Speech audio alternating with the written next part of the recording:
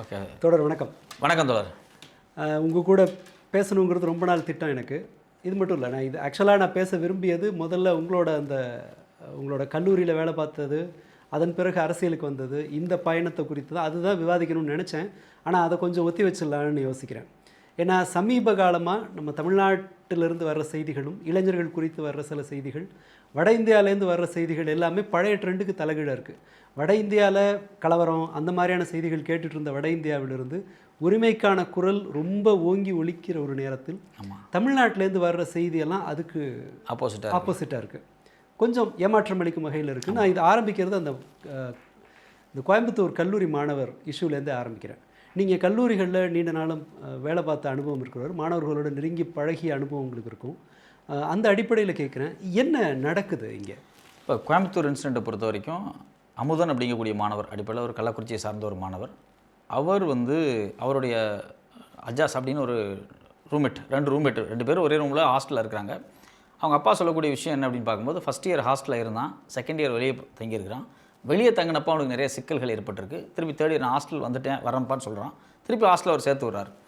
அந்த குறிப்பிட்ட ஒரு நாள் என்ன நடந்திருக்கு அப்படின்னா, அவங்க மேலே இருந்து அவங்கள மாடியிலேருந்து கீழே இறங்கி அந்த கேம்பஸை விட்டு வெளியே போகிறதுக்கோ, இல்லை அந்த கேம்பஸ்க்குள்ளே இருக்கக்கூடிய இந்த சமையல்காரங்க, செக்யூரிட்டி இவங்களோட ஏதோ ஒரு உரையாடல் நடந்து ஒரு மிகப்பெரிய சண்டையாக கைகலப்பாக மாறியிருக்கு. இது ஜூலை 21. பிற்பாடு 22ஆம் தேதி இது ஒரு என்கொயரியாக மாறி இருக்குது. இது என்கொயரியாக ஏன் மாற்றப்பட்டிருக்கு அப்படின்னா, அந்த சமையல்காரங்க கிட்டத்தட்ட 1500 பேர் ஹாஸ்டலில் படிக்கிறாங்க. அந்த பசங்களுக்கு சமையல் செய்யக்கூடிய, அந்த கிச்சனில் வேலை செய்யக்கூடிய பெரும்பாலும் நார்த் இண்டியன்ஸ் தான், செக்யூரிட்டி நார்த் இண்டியன்ஸ் தான். இவங்கெல்லாம் நாங்கள் சமைக்க மாட்டோன்னு ஒரு ரிபல் பண்ணுறாங்க. அப்போ மேனேஜ்மெண்ட்டில் டீனு, ஹெச்ஓடி எல்லாம் சேர்ந்துட்டு இந்த பசங்க மேலே ஏதோ ஒரு நடவடிக்கை எடுத்தாகணும் அப்படிங்கிற பேரில் அவங்க மேலே நடவடிக்கை இருக்காங்க. இவர்களால் தாக்கப்பட்ட அந்த குறிப்பிட்ட மனோஜுங்கக்கூடிய ஒரு நபர் மருத்துவமனைக்கு போய் அடுத்த நாள் வந்துட்டார். இவங்கள்ட்ட ஒரு என்கொயரி பண்ணுறாங்க.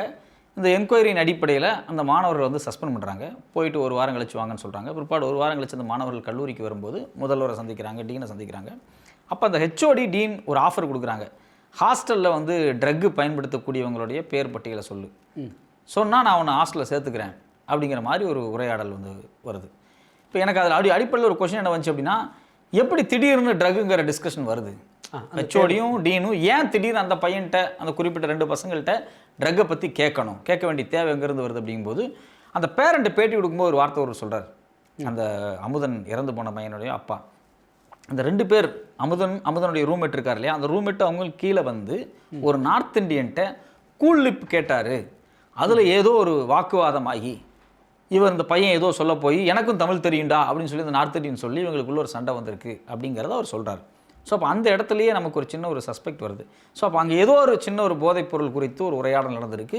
இதுக்கும் அமுதனுக்கும் சம்மந்தம் இல்லை அப்படின்னு அவங்க அப்பா சொல்கிறார். ஏன்னா மேனேஜ்மெண்ட்டும் என்ன சொல்கிறாங்க அப்படின்னா, அமுதனை எதுவுமே சொல்லலை அப்படிங்கிற மாதிரி தான் சொல்கிறாங்க. இந்த சிசிடிவி ஃபுட்டேஜ் இருக்குது பார்த்தீங்களா, அந்த ஜூலை 21ஆம் தேதி நடந்த அந்த தாக்குதல் சிசிடிவியை பேரண்ட்டை போட்டு காமிச்சிருக்காங்க. அந்த சிசிடிவி காட்சிகளை பேரண்ட்ஸ் பார்த்துருக்குறாங்க அப்படிங்கிறது எல்லாமே தெரியுது. ஸோ அப்போ அடிப்படையில் ட்ரக்கு குறித்து ஏதோ ஒரு விஷயம் அங்கே பேசப்பட்டிருக்கு. இந்த பையன் யாரெல்லாம் ஹாஸ்டலில் பயன்படுத்துவாங்க அப்படிங்கிறது குறித்து ஏதோ ஒரு லிஸ்ட்டு சொல்லியிருக்காரு, எழுதி கொடுத்துருக்காரு போல இருக்குது. அந்த லிஸ்ட்டை இந்த பையன்தான் எழுதி கொடுத்தாரு அப்படிங்கிற செய்தியை அந்த ஆப்போசிட்டில் இருக்கக்கூடிய ட்ரக்கை பயன்படுத்தக்கூடிய அந்த மாணவர்களுக்கு யாரோ லீக் பண்ணியிருக்கிறாங்க.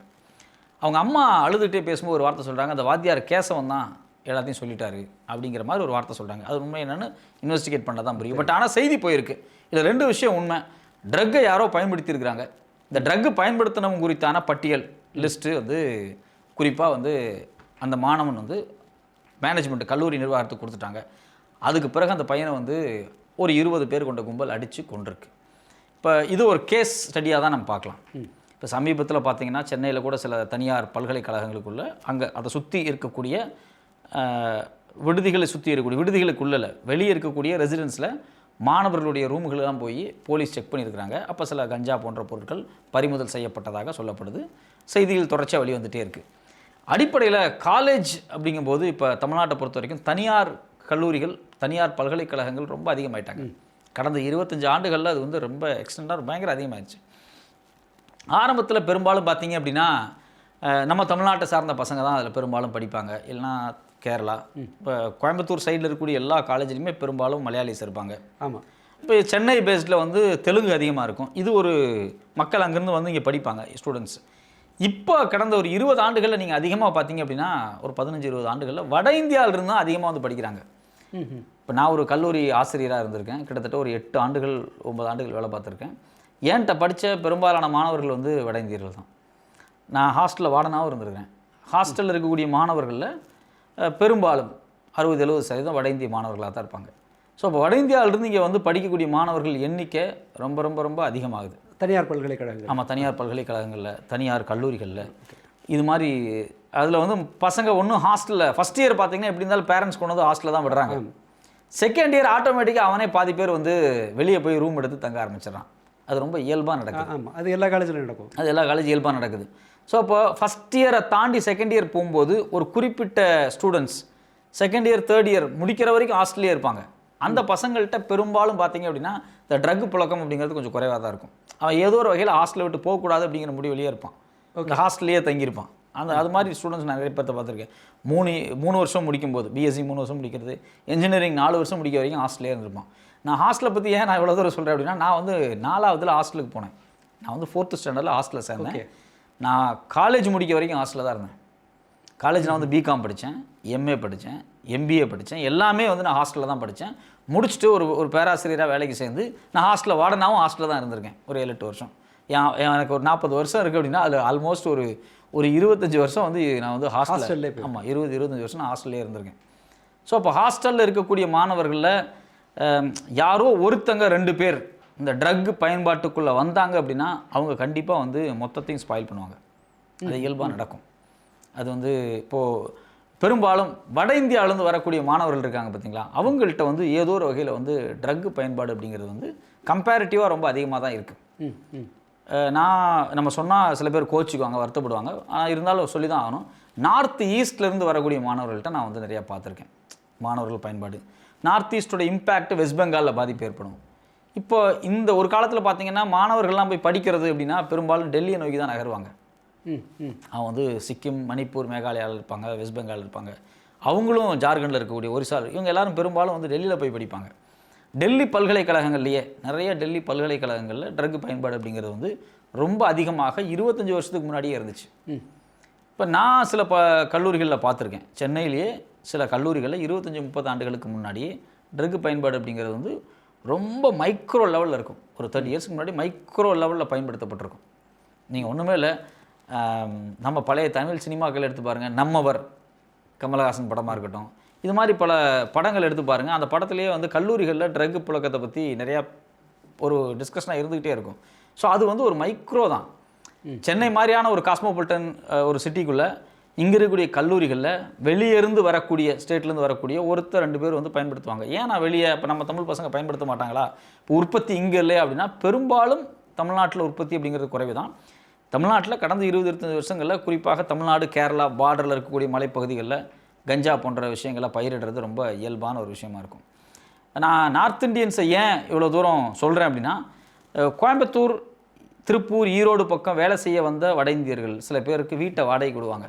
ஓகே, அப்படிலாம் வீட்டை வாடகை விடும்போது வீட்டிலேயே சில பேர் வந்து பயிர் பண்ண முயற்சிகள்லாம் நடந்தது. அதெல்லாம் தடுக்கப்பட்டிருக்கு.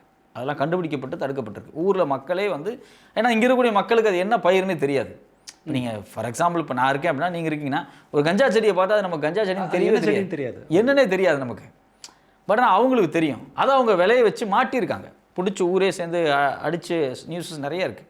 ஸோ அப்போ இயல்பாக வேலைக்கு வரக்கூடியவங்க, இதுக்கு முன்னாடி மாணவராக வரக்கூடியவங்க, இவங்கள்ட்ட வந்து இந்த ட்ரக் புழக்கம் அப்படிங்கிறது வந்து ஒரு இயல்பான ஒரு விஷயமா இருக்குது.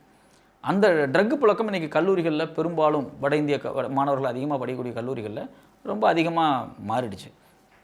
அது நான் சொல்கிறது எல்லா நார்த் இந்தியன் ஸ்டூடெண்ட்ஸ் சொல்ல மாட்டேன். ரைட், நீங்கள் 100க்கு ஒரு 3 பேர் 4 பேர் தான் வந்து ரொம்ப டாக்ஸிக்காக இருப்பான், இல்லை 2 பேர் தான் ரொம்ப தீவிரமாக அதில் இருப்பான். அவனோட இன்ஃப்ளூயன்ஸ் ஒரு 10 பேர்த்துக்கு போயிடும்.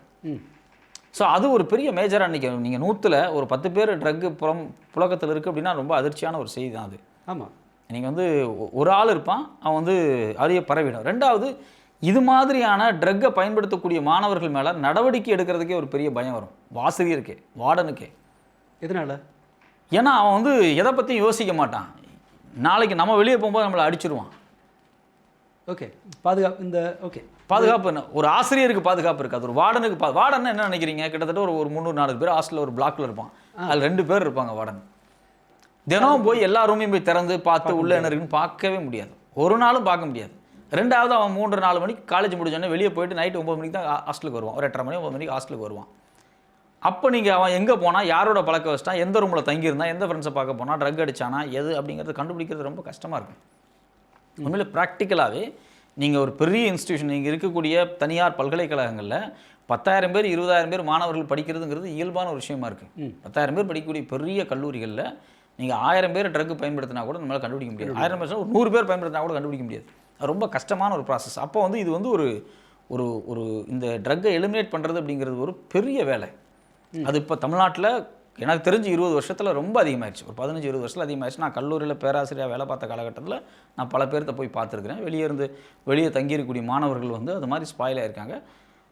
நான் நிறைய பேர்த்த பிடிச்சி கம்ப்ளைண்ட் பண்ணி பேரண்ட்ஸை வர வச்சு அவங்க பேரண்ட்ஸ்கிட்ட நான் வந்து இப்படி இருக்குது அப்படின்னு சொன்னப்போ பேரண்ட்ஸ் நம்ப மாட்டாங்க சில பேர்லாம்.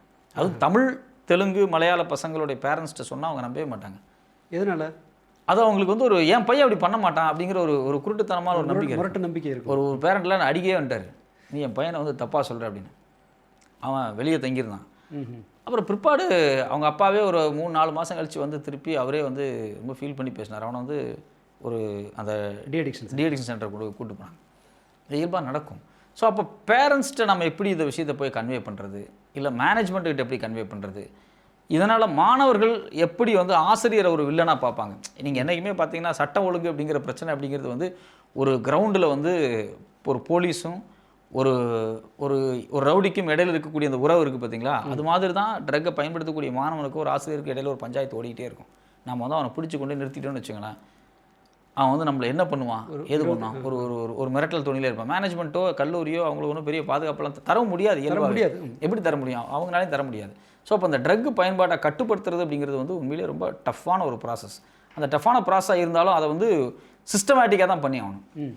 இது ஒரு கலெக்டிவ் ரெஸ்பான்சிபிலிட்டியோட தான் பண்ணி ஆகணும். ஓகே, நீங்கள் வந்து இப்போ கல்லூரி இப்போ ஒரு மாணவன் வந்து இறந்துருக்கிறான், அவன் ட்ரக் பயன்படுத்தினானா என்னங்கிறது இது வரைக்கும் தெரியலை.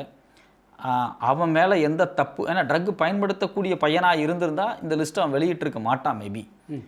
ரெண்டாவது அவங்களும் ஃப்ரெண்ட்ஸாக தான் இருந்திருப்பாங்க. ஸோ இவன் ட்ரக் பயன்படுத்தாத பையனாக கூட இருக்கலாம், ட்ரக் பயன்படுத்துகிறவங்கள தெரிஞ்சிருக்கலாம். அந்த பையன் இவங்க பேரை சொன்ன உடனே அந்த குரூப் அந்த பையன் ஒரு 20 பேர் சேர்ந்து அடித்து கொண்டுட்டாங்க அந்த பையனை. மாணவர்கள் இருக்காங்க, அதில் அடித்து கொண்டவங்களும் மாணவர்கள் இருக்காங்க.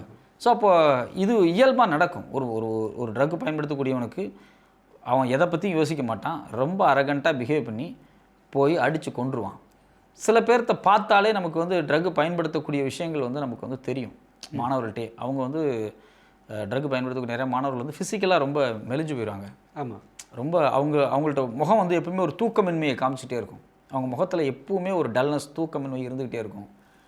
சில நேரத்தில் நான் கேள்விப்பட்ட வரைக்கும் ட்ரக் பயன்படுத்தின உடனே நிறைய ஸ்வீட் சாப்பிட்றாங்க. அது ஏன்னு தெரில, நான் பார்த்துருக்கேன். சில பேர் வந்து ஸ்வீட் எடுத்து நிறைய சாப்பிடுவாங்க. இது மாதிரி நான் நிறைய பேர்த்த பார்த்துருக்கேன் சில இதெல்லாம். ஆனால் இப்போ எனக்கு அதெல்லாம் பார்க்கும்போது அதை தடுக்கிறதுக்கு நான் பல முயற்சியெல்லாம் பண்ணியிருக்கேன். கல்லூரியில் இருந்தப்போ 10 முயற்சிகள் பண்ணுவோம், மேனேஜ்மெண்ட் ஒத்துழைக்கும், நிறைய பேர்த்த வந்து எலிமினேட் பண்ணியிருக்கோம். பட் ஆனால் அந்த ரூட்டை மட்டும் தேடி கண்டே பிடிக்க முடியாது. அது ரொம்ப டஃபஸ்ட்டு ப்ராசஸ் தான். இப்போது வேறு என்ன அதாவது சினிமாவில் வர்ற மாதிரி அந்த தூக்கி போட்டு உடைக்கிறது இதெல்லாம் இருக்குது. எப்படி அவங்களோட நடத்தை எப்படி இருக்கும், அந்த ட்ரக் எடுத்துக்கிற மாணவர்களினுடைய நடத்தை ஹாஸ்டலில் எப்படி இருக்கும்? இல்லை, ஹாஸ்டலில் பெரும்பாலும் ட்ரக் எடுத்தால் பிடிச்சிருவாங்க. ஹாஸ்டல் இப்போ நாளாக இருந்த வரைக்கும் நாங்கள் வந்து மாணவர்கள் ரொம்ப கான்டாக்டோடு இருப்போம். யாராவது பயன்படுத்தினா எங்கள்கிட்ட சொல்லிடுவாங்க. அந்த மாணவர்கள் நாங்கள் வந்து ட்ராக் பண்ணி அவங்கள வந்து நாங்கள் மோஸ்ட்லி ஹாஸ்டலே வச்சுருக்க மாட்டோம். நானே சொல்லி கன்வின்ஸ் பண்ணி அனுப்பிச்சிருவோம், பேரண்ட்ஸ் இன்ஃபார்ம் பண்ணிடுவோம். வெளியே இருக்கக்கூடிய மாணவர்கள் வீடு எடுத்து தங்கியிருப்பாங்க, அங்கே வந்து ட்ரக் புழக்கம் அப்படிங்கிறது ரொம்ப கேஷுவலாக இருக்கும். அவங்கள நம்ம போய் கண்டுபிடிக்க முடியாது. பெரும்பாலும் அது மாதிரியான மாணவர்கள் வந்து ஒரு ரொம்ப நார்மலாக யூஸ் பண்ணுறவங்க அப்படியே நார்மலாக தான் இருப்பாங்க.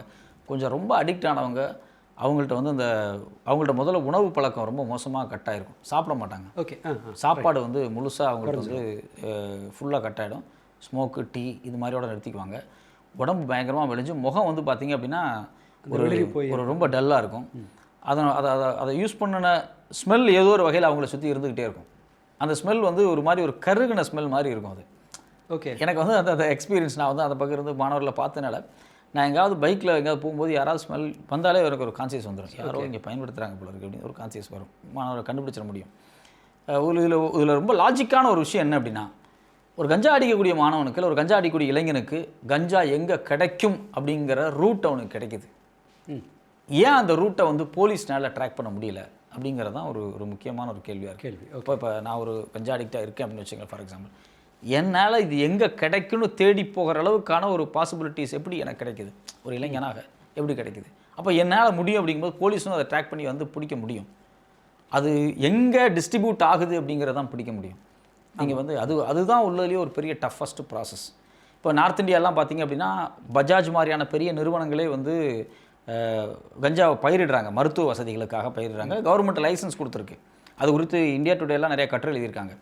அப்போ அந்த பயிரிடல் அப்படிங்கிறது வந்து அது வந்து ஒரு ஒரு பெரிய ஓப்பன் ஸ்பேஸில் தான் பயிரிட போகிறாங்க. அதுலேயும் நிறைய தவறான விஷயங்கள் நடக்குது.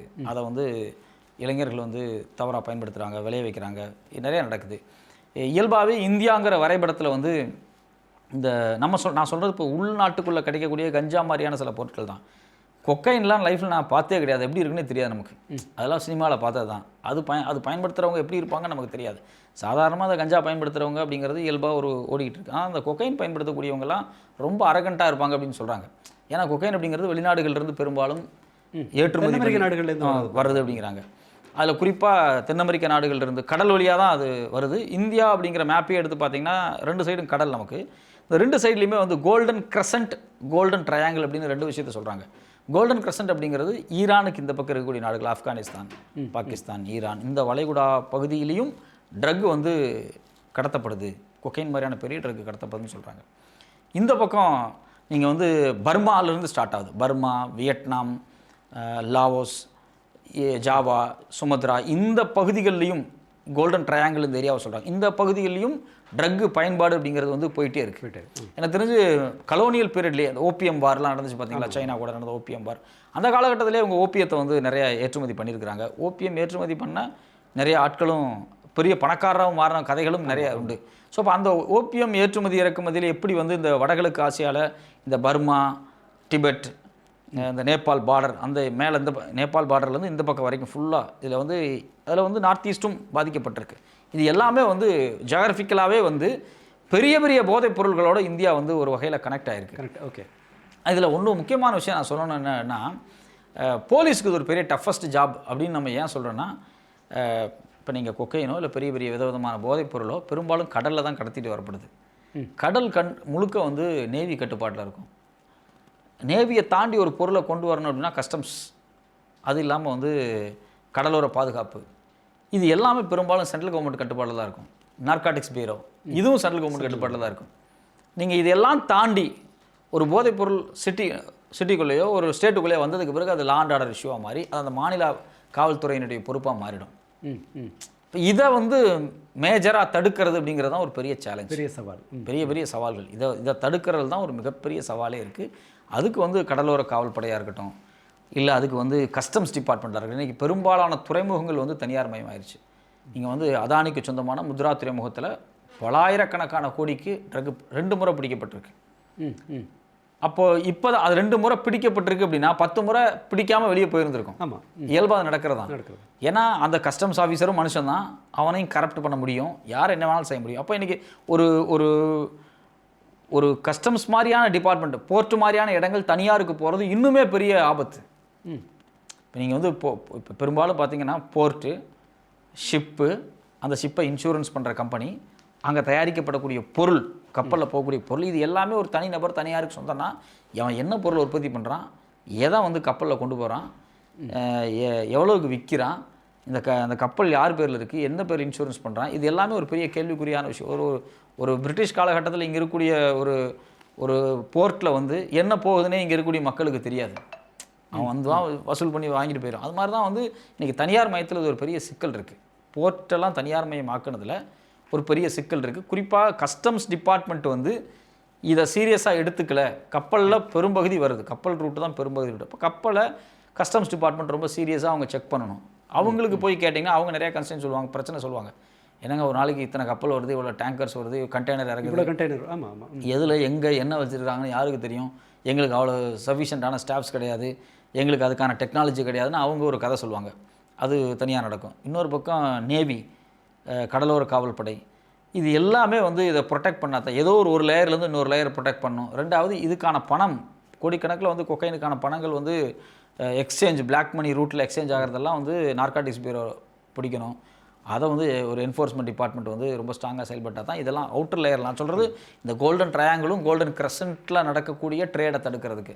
இப்போ லோக்கலாக நம்ம பசங்க இங்கே இருக்கக்கூடிய இளைஞர்கள் பயன்படுத்துறது எல்லாமே பெரும்பாலும் உள்ளூரில் உற்பத்தி ஆகிற மாதிரி தான் இருக்கும்.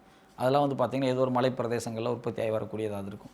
இதை தடுக்கிறதுக்கு வெறும் காவல்துறை மட்டும் கிடையாது.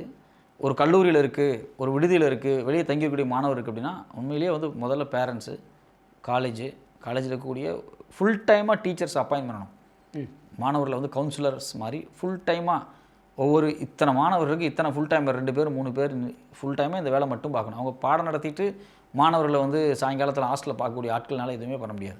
ஃபுல் டைமாக ஹாஸ்டலில் இருக்கக்கூடிய மாணவர் ஒரு ஹாஸ்டலில் இருக்கா, ஒரு 1500 பேர் இருக்கானா, இன்றைக்கி காலையில் எந்திரிச்சானா, சாப்பிட்டானா, வெளியே போனானா, எவ்வளோ அதை அக்காமடேட் பண்ணுறதுக்கு எவ்வளோ பேர் வேணும், அதை மானிட்டர் பண்ணுறதுக்கு எவ்வளோ பேர் வேணும் அப்படிங்கிறதெல்லாம் நீங்கள் ப்ராப்பராக வச்சுருந்தா தான் உண்மையிலேயே வந்து இது மாதிரியான விஷயங்கள் வந்து தடுக்க முடியும். இன்றைக்கி மாறக்கூடிய பொருளாதாரத்தில் பெரும்பாலும் பார்த்திங்கன்னா பேரண்ட்ஸ்னால் குழந்தைகளை பார்த்துக்க முடியல. இப்போ பேரண்ட்ஸே என்ன விருப்பப்படுறாங்க அப்படின்னா குழந்தைகளை பார்த்துக்கக்கூடிய நபர்கள் தேவைப்படுறாங்க. அது ஒரு ப்ரொஃபஷனாக மாறுதில்ல. ஆமாம், அந்த ப்ரொஃபஷன் ரொம்ப ஸ்ட்ராங்காக மாறணும். நான் சொல்கிறது குழந்தைகளுக்கே சொல்ல வரேன். ஆமாம், இப்போ அது ஒரு ப்ரொஃபஷனாக டெவலப் ஆகிட்டு வருது. இப்போ நீங்கள் காலையில் கொண்டு குழந்தை விட்டிங்கன்னா ஈவினிங் வரைக்கும் அவங்கள ஃபோன் பார்க்காம, ஃபோன் யூஸ் பண்ணாமல், ஸ்க்ரீன் யூஸ் பண்ணாமல் ஒரு குழந்தை ஆக்டிவிட்டீஸில், சயின்ஸில், ஆர்ட்டில் விளையாண்டு அவங்களுக்கு ஒரு ஸ்போர்ட்ஸ் கொடுத்து அவங்கள பாதுகாக்கக்கூடிய இந்த ஹாஸ்பிட்டாலிட்டி இண்டஸ்ட்ரி அப்படிங்கிறது இப்போ வளர்ந்துக்கிட்டு தான் இருக்குது. வேறு ஐரோப்பிய நாடுகள்லாம் இருக்குது. இப்போ நாம் அதை ஸ்ட்ரென்தன் பண்ணி எடுக்கணும்.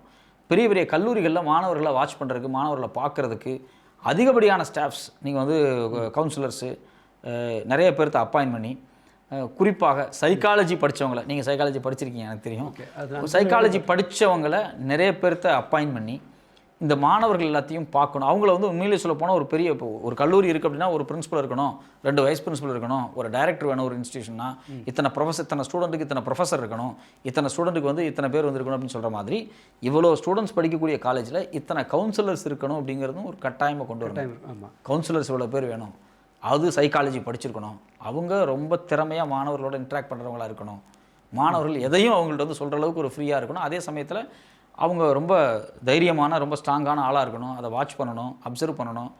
இதை ஒரு ஃபுல் டைமாக ஒருத்தர் செஞ்சால் மட்டும்தான், அதை ஒருத்தங்க இன்ஸ்டியூஷன்ஸ்குள்ளே ஃபுல் டைமாக செஞ்சால் மட்டும்தான் இன்ஸ்டியூஷனை வந்து ட்ரக் ஃப்ரீ பண்ண முடியும், மாணவர்களை பாதுகாக்க முடியும். ஓகே, பேரண்ட்ஸ்னாலே பாதுகாக்க முடியல அப்படிங்கிறது தான் இன்றைக்கி ஒரு பெரிய யதார்த்தம். அது உண்மைதான். அது ஆனால் இப்போது நீங்கள் இருந்த காலத்தில் ஒரு 15 வருஷம் இருக்குமா?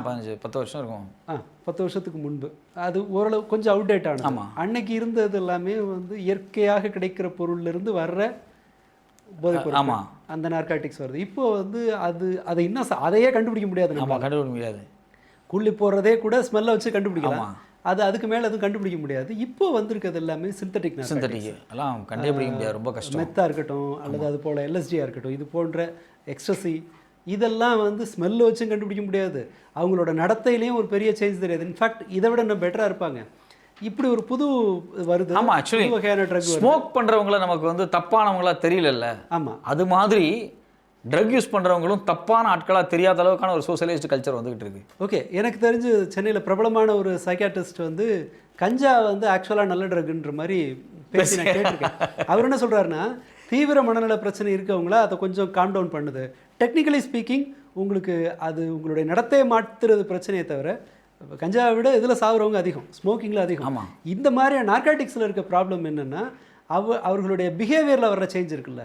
எனக்கு ஓவர் பவர் இருக்குது அப்படின்னு சொல்லிட்டு அந்த தன்னை அதீத சக்தி இருக்க வேணாம் நம்பி வம்பிழுத்து மாட்டிட்டு அடிப்படுவாங்க. ஆமாம், இந்த மாதிரியானதெல்லாம் வருது.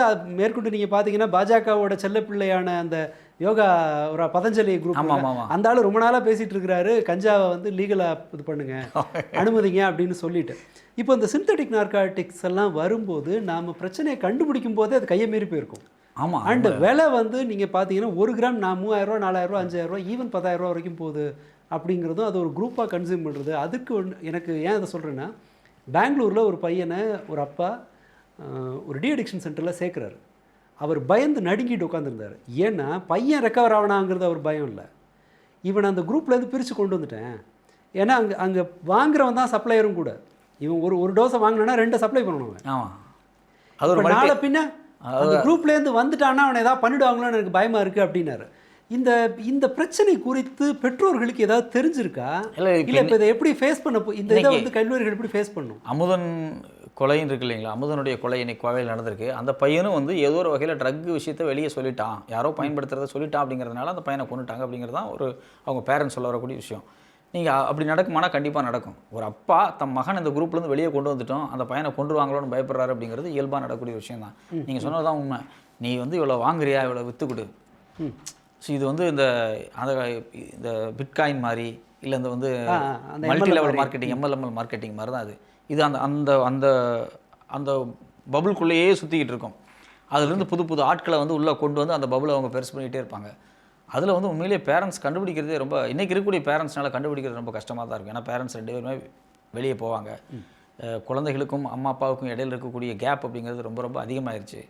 குழந்தைகள்கிட்ட போய் எதுவும் எப்படி பேசணும், எதை பேசணும் அப்படிங்கிறதே பேரண்ட்ஸ்கிட்ட வந்து ஒரு அப்ரோச்சபிள் இல்லாமல் போயிடுச்சு. எப்படி ஒரு குழந்தைய அப்ரோச் பண்ணுறது, எப்படி பேசுறது அப்படிங்கிறது வந்து ஒரு அப்ரோச் இல்லாமல் போனது ஒரு முக்கியமான விஷயம். ரெண்டாவது இன்னொரு விஷயம் என்னென்னா, இந்தியாவில் இல்லாத ஒரு விஷயம் அப்படிங்கிறது, இதுக்கு எல்லாத்துக்கும் அடிப்படையாக நம்ம பார்க்குறது, மென்டல் ஹெல்த் குறித்து நம்மகிட்ட கான்சியஸ் இல்லை, யார்கிட்டையுமே இல்லை. என்னட்ட இல்லை, நானும் அப்படி தான் ஃபீல் பண்ணுவேன்.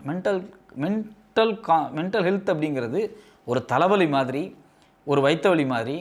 மென்டல் ஹெல்த்னு ஒன்று இருக்குது, ஒரு வலி இருக்குது, மனசுக்குன்னு ஒரு வலி இருக்குது, மனசுக்குன்னு ஒரு பெயின் இருக்குது, மனசுக்குன்னு மூட் ஸ்விங் இருக்குது.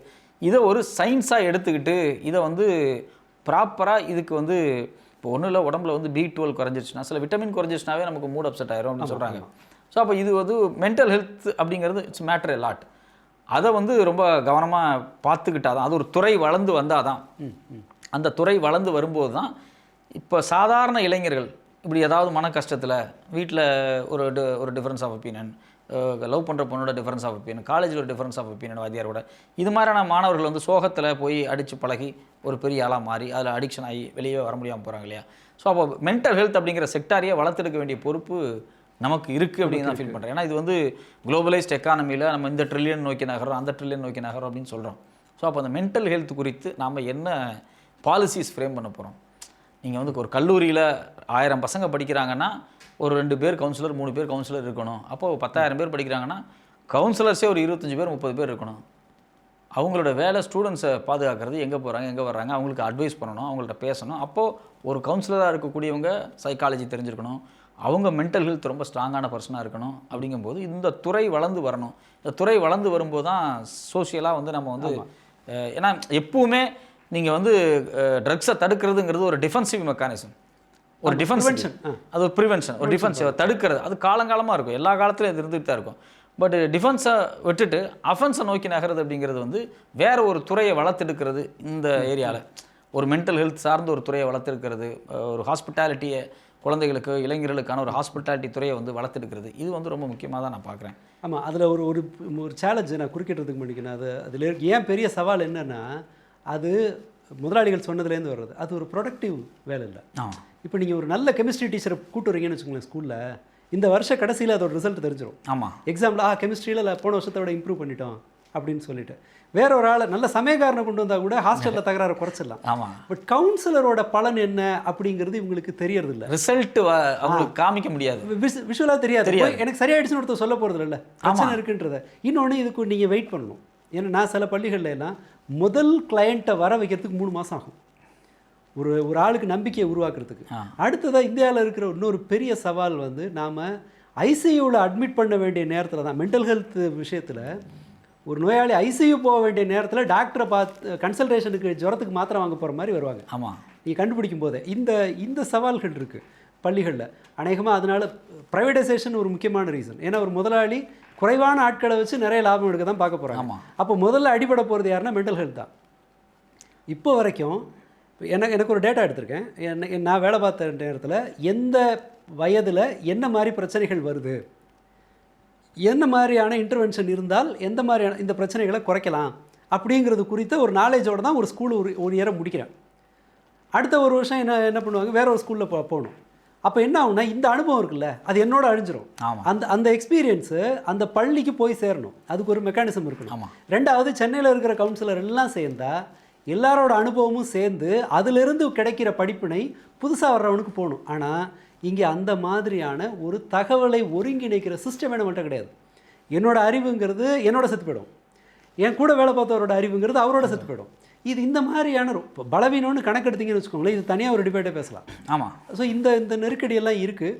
நான் உண்மையிலே மாணவர்கள் மத்தியில் வந்து நிறைய வேலை பார்க்க வேண்டிய தேவை இருக்குது. நிறைய குறிப்பாக மென்டல் ஹெல்த் சார்ந்து மாணவர் மத்தியிலும் கிடையாது, இந்த ஜென்ரேஷன்டே வேலை பார்க்க வேண்டியது. மோர் அர்பனைஸ்டு லைஃப் வரும்போது அந்த அர்பனைஸ்டு லைஃப்பில் வந்து ஏதோ ஒரு வகையில் மனசு வந்து ஒரு ஓப்பன் ஸ்பேஸை, ஒரு ஃப்ரீடமை வந்து விரும்பிகிட்டே இருக்கும். அது வந்து ஒரு மென்டல் சிக்னஸை கிரியேட் பண்ணுறதுக்கான வாய்ப்பும் ரொம்ப அது நம்ம நிறைய ஒரு மாதிரி இந்த அடுத்த தலைமுறை குறிப்பாக ஜென் ஜீயை வந்து அவங்க கூட தான் நான் நிறைய வேலை பார்த்தேன். அதனால் சொல்கிறேன், அவங்கள கிட்டத்தட்ட அவங்கள வந்து ஒரு வகையில் கைவிட்டுட்டோங்கிற மாதிரி தான் எனக்கு அது தோணுது. என்ன காரணம் என்னென்னா, எனக்கு வந்த கிளைண்ட்டுங்களோட அந்த இதெல்லாம் பார்த்துருக்கேன். ஒரு பையன் வந்துட்டு கவுன்சிலரை பார்க்க வர்றாரு. அவங்க அம்மாவுக்கு மறுநாள் ஏதோ சர்ஜரியாம், தங்கச்சி இருக்குது. பையன் தங்கச்சி கூட சண்டை போட்டு வம்பிழுத்துட்டே இருக்கவன். எங்கள் அம்மா சர்ஜரிக்கு போகிறாங்க, வர 3 நாள் ஆகும், நான் எப்படி ஹெல்ப் பண்ணலாம் என் வீட்டுக்குன்னு கேட்டு வர்றாரு. 7வது படிக்கிற பையன். நமக்கு அப்படியே இல்லை, ஒரு 7th ஸ்டாண்டர்ட் படிக்கிற பையனுக்கு ஒரு ஆள்கிட்ட போய் இந்த கேள்வி கேட்கறதுக்கான ஆள் நம்மளோட சரௌண்டிங்கில் அவங்களுக்கு இல்லை. ஒரு 7வது படிக்கிற பையனுக்கு 6வது படிக்கிற பசங்க அதுக்கும் கீழே கூட அந்த ஹெல்பிங் டெண்டன்சியோ அல்லது ஏதோ இன்னொருத்தரை நாம் ஹர்ட் பண்ணக்கூடாதுங்கிற எண்ணமோ, இது மாதிரி நிறைய நல்ல விஷயத்த நீங்கள் அவங்கள்ட்ட அங்கங்கேயும் இங்கேயுமா பார்க்கலாம். பட் ஆனால் இவங்களை வந்து கை தூக்கி விடுறதுக்கான மெக்கானிசம்ங்கிறது நம்மக்கிட்ட இல்லை. ரெண்டாவது, நீங்கள் பெரும்பாலும் சென்சிகளுக்குள்ளே ஃபோன் அதிகமாக இருக்குது. அவங்க வந்து ஃப்ரீ ஃபயர், பப்ஜி இந்த கேம் வழியாக உள்ளே வரக்கூடியவங்க. இந்த கேம் தான் அவங்கள வந்து ரொம்ப அதிகமாக இம்பேக்ட் பண்ணியிருக்கோம். அந்த கேம் வந்து ஒரு சிவில் சமூகத்தினுடைய மனநிலையிலிருந்து அவங்கள வெளியே கொண்டு வந்துகிட்டே இருக்கும். நீங்கள் அதனால தான் லோகேஷ் கனகராஜுடைய படம் எல்லாத்துக்கும் ரொம்ப பிடிக்கும் இளைஞர்கள்ட்ட, அந்த ஜென்சி தலைமுறைகிட்ட. ஏன் அப்படின்னா, அங்கே அந்த படத்தில் எந்த விதமான சிவில் ஒழுங்குமே இருக்காது. எவ்வளோ பேர்த்த வேணாலும் கொல்லலாம், எவ்வளோ ஆயுதங்களை வேணாலும் கையில் எடுக்கலாம். அங்கே தப்பு பண்ணுறவன் தான் ஹீரோ, அடித்து கொண்டுக்கிட்டே இருக்கலாம், வெப்பன்ஸ் பயன்படுத்திக்கிட்டே இருக்கலாம். இது வந்து பப்ஜி, ஃப்ரீ ஃபயருடைய மனநிலை. நீங்கள் ஒரு ஃப்ரீ ஃபயர்னுடைய ஸ்க்ரீனுக்குள்ளே உள்ளே போயிட்டீங்க அப்படின்னா, நீங்கள் எவ்வளோ ஆயுதத்தை வேணாலும் எடுத்துக்கலாம், சுட்டு கொல்லலாம். ஒருத்தன் ஒரு 10 மணி நேரம் சுட்டு கொல்றதில் ஈடுபாடாக இருக்கான் இல்லையா, அந்த மனநிலை என்ன மனநிலை? நீங்கள் வந்து இன்னும் சில கேம்ஸ் எல்லாம் இருக்குது. நீங்கள் வந்து இதுக்கு முன்னாடி ஏஜ் ஆஃப் எம்பையர்ஸ் எல்லாம் ஒரு பெரிய ஃபேமஸான ஒரு கேம். ஏஜ் ஆஃப் எம்பையர்ஸோ வார் ஆஃப் நேஷனோ, இந்த கேமெல்லாம் எப்படி இருக்கு அப்படின்னா, ஒரு நேஷனை பில்டு பண்ணுற மாதிரி இருக்கும் ஒரு கேம். நானே வந்து விடிய 2 நாள் 3 நாள்லாம் அந்த கேம்ஸ் எல்லாம் விளையாண்டுருக்கேன். அந்த ஒரு மரத்தை வெட்டி எடுக்கணும், கல்லை சேகரித்து எடுக்கணும், உணவை தயாரிக்கணும், இதெல்லாம் தயாரித்து ஒரு தேசத்தை கட்டி அமைக்கணும், அந்த தேசத்திலிருந்து சோல்ஜர்ஸை உருவாக்கணும், அதை ரிசர்ச் பண்ணணும், அதுலேருந்து ஒரு நாட்டோட சண்டைக்கு போய் எல்லை விரிவுபடுத்துறது. இது வந்து ஒரு விதமான ஒரு கேம். அது ஒரு வகையில் சிவில் சமூகமாக அந்த கேமுக்குள்ளே சில விஷயங்கள்லாம் இருக்கும் நார்மலாக. இப்போ இந்த ஜென்சிக்குள்ளே இருக்கக்கூடிய கேம் அப்படிங்கிறது பார்த்திங்கன்னா, முழுக்க நீங்கள் திடீர்னு கேமுக்குள்ளே வருவீங்க, உங்கள் கையில் கன்று ஆயுதங்கள்லாம் கிடைக்கும், நீங்கள் ஒருத்தர் போய் அடித்து கொள்ளணும். இதை நீங்கள் 2 தடவை விளையாண்டிங்கனாவே 3வது தடவை விளையாடணும்னு தோணும்.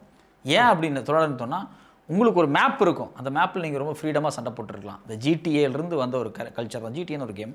அது வந்து ஒரு நகரத்தை உங்கள்கிட்ட கொடுத்துருவாங்க, நீங்கள் யார்கிட்ட வேணாலும் போய் கார் எடுத்துக்கலாம், ஒருத்தர் மேலே போய் பாம்பு வைக்கலாம், நீங்கள் வந்து ட்ரக்ஸை கொண்டு போய் விற்றுட்டு காசு வாங்கிட்டு வரலாம். இதெல்லாம் அந்த கேம்களுடைய ஒரு முக்கியமான விஷயம். இது எல்லாமே என்னென்னா, ரொம்ப சுதந்திரமாக ஒருத்தனை வெளியே போய் ரோட்டில் வெளியே போய் ஒருத்தனை நீங்கள் அடிக்க முடியாது, ஒருத்தனை காரை நீங்கள் எடுக்க முடியாது, அதெல்லாமே அந்த கேமில் பண்ணலாம்.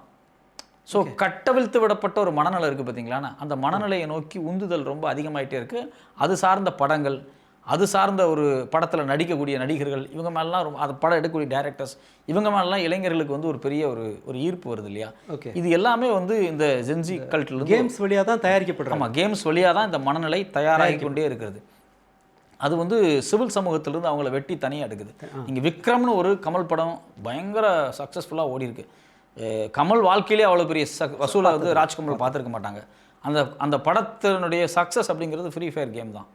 அந்த படத்தில் எந்த இடத்துல கமலஹாசன் ஒரு சிவில் சமூகமாக பிஹேவ் பண்ணியிருக்காரு. ஏன் அங்கே ஒரு பூ விற்கிறவன் இல்லை அந்த படத்தில் ஏன் ஒரு டீ விற்கிறவன் இல்லை, அந்த படத்தில் ஏன் ஒரு கரண்ட் பில் கட்டுறதுக்காக ஒருத்தன் கிளம்பி போகல, அந்த வழியாக ஏன் ஒரு டிராஃபிக் கான்ஸ்டபிள் நிற்கலை, கட்டுக்கட்டாக டன் கணக்கில் ஆயுதங்களை எடுத்து சுட்டு தள்ளிக்கிட்டே போகிறது ஒரு படம் இருக்கு இல்லையா. ஆமாம், அது ஒரு கேமோட மனநிலை தானே. அந்த கேம் தான் பசங்களுக்கு ரொம்ப, அந்த படத்தினோட வெற்றிங்கிறது ஒரு கேமோட வெற்றி தான். அந்த மனநிலையில் தான் இப்போ ஒரு பெரிய ஒரு சமூகமாகவே இந்த ஜென்சி உருவாயிருக்கு. இப்போ இந்த ஜென்சி சிவில் சமூகத்தினுடைய வேலைகளில் சிவில் சமூகத்தினுடைய பார்ட்டிசிபேஷன்லேருந்து ஒதுங்குறாங்க. அவங்களுக்கு ஒரு டைம் எடுக்கும். இந்த கேமோட இன்ஃப்ளூயன்ஸ் குறையும் போது தான் அவங்க வந்து இனிமேல் ஃப்ரீயாக மாறுவாங்க அப்படின்னு நான் தோணுது. ஸோ இது எல்லாமே வந்து ஒரு கலெக்டிவ் ஒரு பைக் எடுத்துகிட்டு ஏன் வந்து ரோட்டில் ரேஸ் ஓட்டணும் அப்படின்னு அவன் விரும்புகிறான். நைட்டு யாருமே இல்லாத ரோட்டில் அவன் ஓட்டுறான். 4 பேர்த்துட்டு நான் ரேஸ் ஓட்டுறேன்னு காமிக்கிறதுக்காக கூட ரெண்டாவது விஷயம். ஏன் அவன் நைட்டு 12 மணிக்கு பைக்கில் ரேஸ் ஓட்டி போலீஸ்ட்ட மாட்டுறான்? அவன் வந்து ஒரு கட்டவிழ்த்து விடப்பட்ட ஒரு மனநிலை. இந்த நகரத்தில் எனக்கு எந்த விதமான ஆர்டருமே இல்லாமல் எந்த விதமான ஒழுங்குமே இல்லாமல் நான் ஃப்ரீடமாக சுற்றணும் அப்படிங்கிற ஒரு ஒரு விடுதலையான ஒரு மனநிலை இருக்குது பார்த்தீங்களாண்ணே. அது ஏன் வருது அவனுக்கு? இது எல்லாமே நம்ம ஸ்டடி பண்ண வேண்டியதாக பொறுப்பாக தான் இருக்குது. நிச்சயமாக இதெல்லாம் ஸ்டடி பண்ணி தான் நீங்கள் வந்து ட்ரக் சொல்யூஷன் அப்படிங்கிற ட்ரக் ஏன் அடிக்கிறான் அப்படிங்கிறதுக்கு ஏதோ ஒரு சொல்யூஷன் சொல்ல முடியாது. ஸோ ஒட்டுமொத்தமாக டெக்னாலஜி மனுஷன் இவங்க 2 பேர்த்துக்கு இடையில இருக்கக்கூடிய உறவு அப்படிங்கிறது நம்மளை எங்கே கொண்டு வந்து மாற்றிருக்கு, என்ன மனநிலை ஏற்படுத்தியிருக்கு அப்படிங்கிறத ஸ்டடி பண்ணும்போது தான் இது மாதிரி ட்ரக் இஷ்யூஸ் எல்லாம் சால்வ் பண்ண முடியும். இளைஞர்கள் இது மாதிரி டு பி ஃப்ராங்காகவே சொல்ல போனால் விஜய்க்கு ஏன் ஓட்டு போட்டாங்க அப்படிங்கும்போது ஜென்சிக்கல் இந்த ஃப்ரீ ஃபயர் மனநிலை தான் நான் பார்க்குறேன். ஒருத்தன் வருவான் எல்லாத்தையும் அடிச்சு தூக்கி போயிடுவான். ஸோ அப்போ அந்த மனநிலை தான் 10 பேர் கேம் ஆடும்போது ஒருத்தன் வந்து அடிப்பான், எல்லாத்தையும் காலி பண்ணிட்டு தூக்கி போட்டு போயிட்டே இருப்பான். அவன் தான் மேஜர். ஸோ அப்போ அந்த பூயா அடிப்பான்னு சொல்லுவாங்க, அவன் தான் எல்லாம் ஜெயிப்பான். அந்த மனநிலையில் தான் விஜய்னு பார்க்குறாங்க. வருவார்ப்பா எல்லாத்தையும் தூக்கி போட்டு மேலே வந்து நிற்பார்ப்பா. ஸோ அந்த மனநிலை இருக்கு இல்லையா, அந்த மனநிலை வந்து ஒரு பாப்புலிஸ்டான ஒரு பெரிய ஒரு பாப்புலிஸ்டான ஒரு ஹீரோயிக்கான மனநிலை ஆட்களை தேடக்கூடிய மனநிலை ரொம்ப அதிகமாக இருக்குது. 10-20 வருஷங்களில் இது வெறும் சினிமா மட்டும் கிடையாது. சினிமாவில் அவங்க என்ன காமிச்சாங்க, சினிமாவில் அவங்க எதை முயற்சி பண்ணாங்க? எம்ஜிஆர் சினிமாவில் இருந்தார், நல்லதை சொன்னார். அவர் வந்து சிகரெட் குடிக்க மாட்டார், தண்ணி அடிக்க மாட்டார், பெண்கள்கிட்ட ஒரு பக்குவமாக ஒழுக்கமாக நடந்துக்குவார். இதெல்லாம் ஒரு சினிமாவில் இருந்துச்சு. அவர் மேலே ஒரு பக்தி இருந்துச்சு. இப்போ இன்றைக்கி ஒரு நடிகரை தேர்வு செய்யும்போது அவர் வந்து தம் அடிப்பார், அவர் வந்து சரகடிப்பார், டான்ஸ் ஆடுவார், எல்லாத்தையும் அடிச்சு தூக்கி எறிவார், வெட்டி கொல்லுவார், அவர் வந்து போலீஸ் அடிப்பார். இப்போ இதெல்லாம் இருக்கு இல்லையா, இது வந்து ஒரு கேமோட ஒரு இம்பேக்டாக தான் நான் பார்க்குறேன். ஓகே. ஸோ அதனால் இது வந்து ஒரு கலெக்டிவ் ஸ்டடி தான் அந்த ட்ரக்கை பற்றி பார்க்கும்போது. ஒரு பெரிய பயணம், ஒரு மலையை கடக்க வேண்டிய அளவுக்கான சிக்கல்கள் இருக்குது, கடினமான பாதை இது தெரியுது. ஆமாம். சரி தோழர், நம்ம கையில் எதுவும் தீர்வுன்னு இல்லை. நம்ம சுட்டி காட்டுறதுக்கு மேலே நம்ம தொடர்ச்சியாக விவாதிப்போம் இது மாதிரியான விஷயங்கள் என்ன நடந்திருக்கு அப்படிங்கிறது. ஆமாம், இது நம்ம பேசி இன்னும் வேறு சிலருக்கு இந்த தகவலை கடத்தும் போது அவர்கள்ட்ட இருந்து ஒரு தீர்வு உருவாகலாம். நம்முடைய வேலைங்கிற அளவில் அதை செஞ்சுருக்கோம். நன்றி தோழர். வேற ஒரு சந்தர்ப்பத்தில் இதுக்கு இதே மாதிரி இதை தொடர்ச்சியாக வர்ற மாதிரியான இன்னொரு தலைப்போடு நம்ம திரும்ப பேசுவோம். நன்றி. நன்றி.